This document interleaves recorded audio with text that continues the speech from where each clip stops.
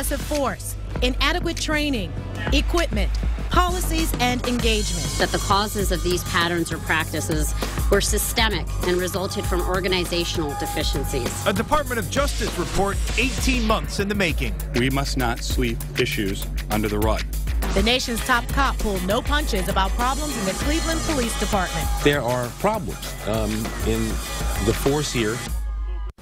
Tonight, a strong rebuke for Cleveland's police force. After the U.S. Justice Department found a pattern of officers using excessive force and covering it up, a pattern that has violated civil rights and caused mistrust in the community. So now, Cleveland has agreed to overhaul its department and bring in a monitor to oversee that change. The Justice Department says nearly every aspect of the Cleveland Police Department's policies and procedures will be examined and improved. A civil rights investigation that could take several years. U.S. Attorney General Eric Holder says the investigation started in March of 2013, looked at more than 600 uses of force incidents made by Cleveland police from 2010 to 2013, including the November 2012 police chase that ended with Cleveland police firing 137 shots and killing 2 unarmed suspects. Holder made it clear the Cleveland Police Department engages in a pattern and practice of using excessive force. The Cleveland Police Department has a systemic deficiency, including insufficient accountability, inadequate training and equipment, and inadequate engagement in the community. Holder explained how the investigation and recommended change will be enforced.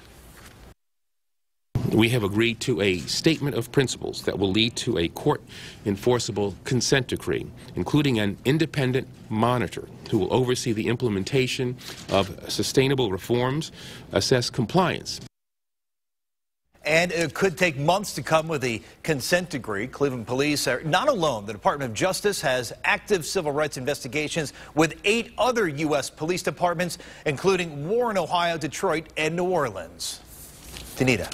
Well, we requested an interview with Mayor Frank Jackson after today's press conference. The city told us no. But listen carefully as the mayor, despite the findings of the Justice Department, still can't bring himself to admit there are systemic failings in the department.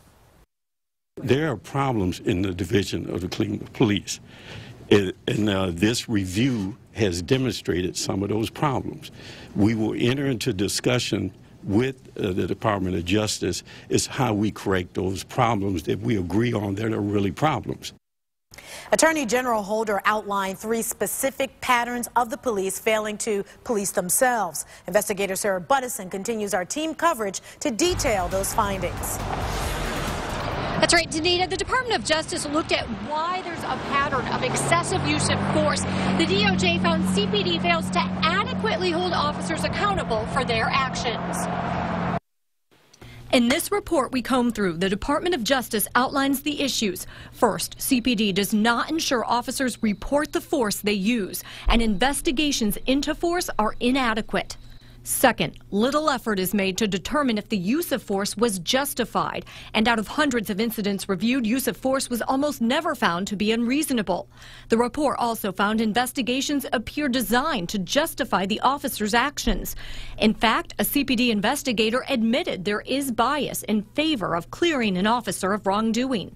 Another said they intentionally cast officers in the best light possible when investigating the use of deadly force.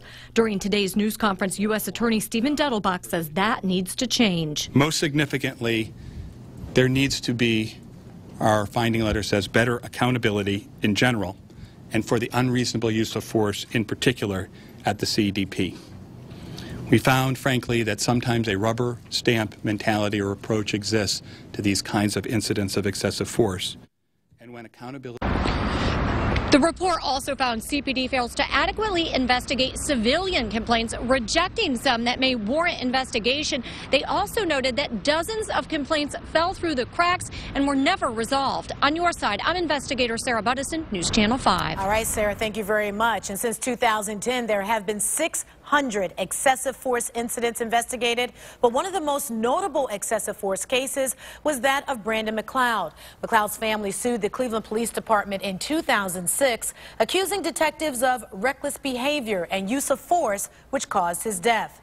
Other notable excessive force and civil rights violations include Gregory Love. He was unarmed and shot by police in the Warehouse District. David Ayers spent 13 years in prison for murder, but was released after an appeals court ruled police gave false testimony and withheld evidence in his trial.